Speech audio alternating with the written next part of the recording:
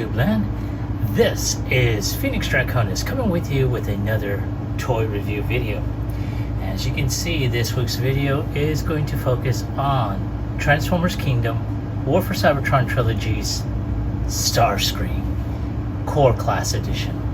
And I know I said in my previous video I just did not feel him at the time that I purchased, Core Class Optimus, Megatron, and Soundwave. However, this time around, I was feeling him, so I went ahead and snagged him. Now this little figure, has a nice look to it. I like the look of his face, as if he's roaring into battle, firing his null rays, with the image of the Nemesis in the background. So you can tell, basically Megatron, Soundwave are just looking at him like, do we really have to go ahead and take him out of stasis lock here? But yes, you must have to. And of course, you can see, as soon as I get my fat hand out of the way, some really good illustration, or I should say some digital renderings of Starscream, both his jet as well as his robot mode. Now, I'll take one more look at the figure inside his plastic prison, and without any further ado, let's go ahead and crack him open. Alright folks, thank you for waiting. I appreciate your patience. And there he is, out of his plastic prison, and wow. I have to say, when I originally saw, Core Class Optimus, Megatron, Soundwave, I did see Starscream, but for some reason I just wasn't feeling him at that moment. However, I had the opportunity to pick him up, and he kind of grew on me, okay? I'll just put it that way. For what reason, I don't know why I didn't pick him up the last time. Like I said, I just wasn't feeling him. But I mean, the way I see it is, let's just go ahead and get the whole crew. So in this case, like I mentioned, this is a great feat of engineering, especially when it comes down to a lot of the paint applications and the molded detail. Now, of course, as I zoom in, because I do want to show off, the head sculpt, and I know there is, whoa, too bright, there is some red in his eyes, but personally, even with me looking at him directly, I cannot see it because of the way the helmet is shaped, and it casts a shadow over his eyes. So I'm pretty sure there is red, and it's probably dark red, but again, that's what I'm getting. But like I said, there's a lot of good molded detail along his legs, his calves, his arms, even the back that shows off the outline and so forth of there. Now, one thing I do like, and this is something I've always complained about, especially with the Seekers and of course the upcoming masterpiece Starscream, which I've already seen reviews of already, is that the Decepticon symbol is always upside down in robot mode. And in this particular case, they got it right this time. They succeeded in making sure this logo is facing right side up, so that way it's facing the same fashion in robot mode. Now again, this is just me, perhaps I'm just being nitpicky and whatnot, but I do like to make sure that logo is on there. So, but other than that, let's go ahead and get down to articulation. Now the head is on there. It is kind of stiff on mine. Let me zoom out just a bit. There we go. It is pretty stiff on mine. Of course, you do have the arms and the elbows are on a ball joint. However, to do a 360, you have to pull the wing back and then twist it around. The arms can go out, and the weapons normally are on there pretty snugly, but I've been messing with this, so it's loose. Now to do sort of like a pose, you have to twist it first and put his hand like that, and there you have, you know, his pose. There he is, you know, with his hand on his hip. But I mean, when you try to go ahead and twist it around, it's not going to twist because that part of that bicep is inside here. So you got to go ahead and twist it around, or pull it down and then twist, and there you go. Now the arms, as you saw, can go 90 degrees.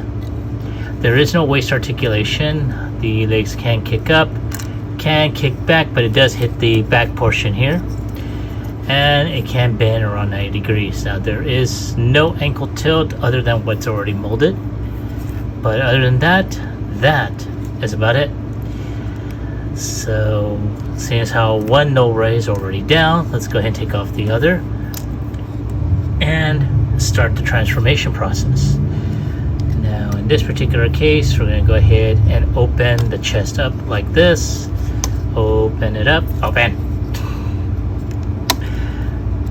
Wow, there we go. Open that up like so, and we're going to go ahead and just push this down like that, and then twist this around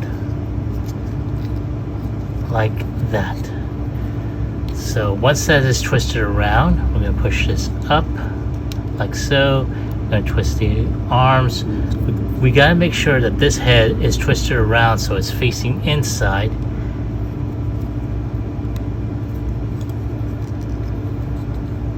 And like that. There we go. Now at this point, this should remain flush.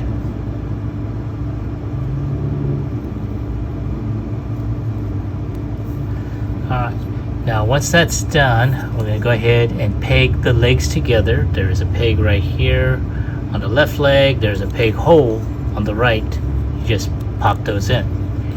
And then of course we're going to go ahead and flip these open.